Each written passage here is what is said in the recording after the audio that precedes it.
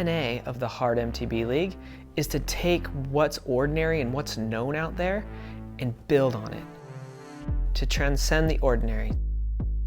The inspiration for this is being in the industry now, there just seems like there's something in the middle that's kind of missing. And I think the modern trail bike, the modern e-trail bike, they're unbelievable machines. I think they're at a point where they deserve a stage. They deserve to be showcased in a way that the riding is the most technical and pushing what's possible. People can see, really what the all-mountain rider is able to do. And so creating Hard MTB League really was, how can we have more impact in the sport and have these riders being pushed and pushing their limits and properly supporting them, while also showcasing this incredible machine and showing the decades of research and development that has gone into these trail bikes. As soon as I started to get these ideas, I knew that I couldn't do it on my own if it was going to be successful. And so I started reaching out to talented friends of mine that have the skills to do something great. First conversation with Braydon, he came up to me in the shed down at the bike park. We got a shop towel and he sketched out this real quick design with 1 climb, 3 different descents, and gave me a concept and asked if we thought it was something we could do. We started discussing what this track was going to entail to get the correct climbing angles, the obstacles we were looking for, the technicality we were looking for. We were able to kind of figure out what dimensions were possible. There's a lot of standards out there, and our goal here is to take that to the limit. We got Rob over there. We got Dakota and Dave coming out with the machines. Graciously, Avamore is allowing us to build this development course here on their land. It's an exciting day. We built this track to be tough. We want to, not just create an obstacle course for riders to come and ride. We want to create an experience that's like, wow, this is pushing our riding. There are a lot of sections on this course that took a lot of time. Hundreds and hundreds of hours has gone into it, between testing, riding, digging. Just getting absolutely dialed. We want this course to be hard, but we're trying to make it all flow as well. In order to ride it with flow, you have to double, triple, find your own lines, find your own gaps. And that's kind of the whole point of the course. So every single stage that we have built out has multiple levels of complexity built in. The tech trail.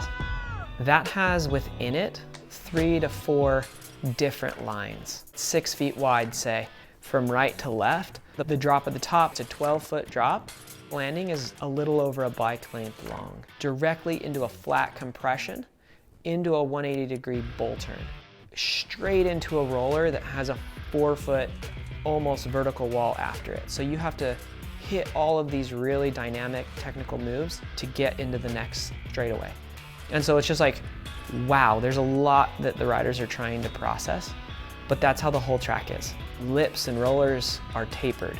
So if you come out of the trail and you go left, you actually have a bigger roller to go off of to get over the next feature, where if you stay low, that roller's tapered, it's lower, so you can go off the feature after that.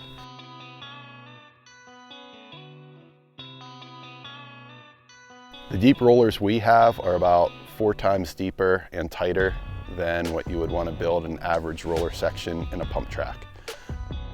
The berms are built in a way where we're going to dual flag them, where if you have the speed and power and track flow, you can berm to berm gap. They're supersized. We have a raw slalom. We have large off-camber sections with obstacles in it. It's right turn, right turn, with a big ol' ugly log that's built in to just pull your tires away, off-camber log.